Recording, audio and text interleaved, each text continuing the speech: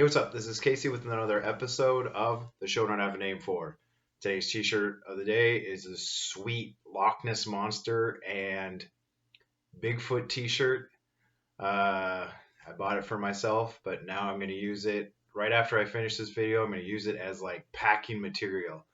I'm making coronavirus,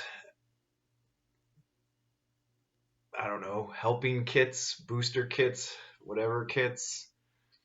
So I've packed a few masks, uh, hand sanitizer and stuff, and I'm going to send it to some friends and family back in the US. Uh, just over the last day or so, I kind of remembered one of my favorite lost in translation stories.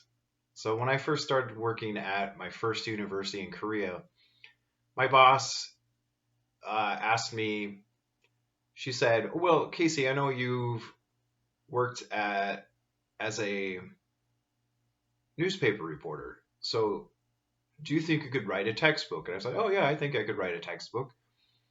So she said, "Okay, what what do you think would be a useful skill for our students to have?" So I said, "Oh well, I think you know a lot of our students want to work overseas, so maybe stuff like writing a resume, writing a cover letter, or going on a job interview, quitting a job, complaining about your coworkers, um, you know, working in Korea and working in the USA isn't necessarily the same.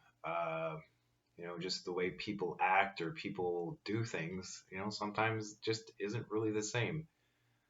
Um, so I thought, you know, that might be something really useful. So I spent my entire winter vacation at a cafe just working and working and working and writing articles and questions and all of this stuff for this uh, textbook. And I really think it was a fun textbook. It was a wonderful and horrible experience at the same time.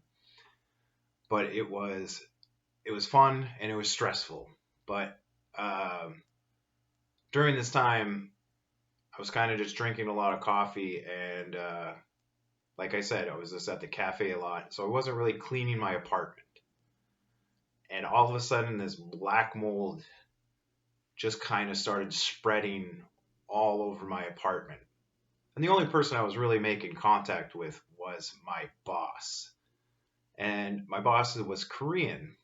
And while she was fluent in English, she was really fluent in formal English. She wasn't really fluent in informal American dumbass English.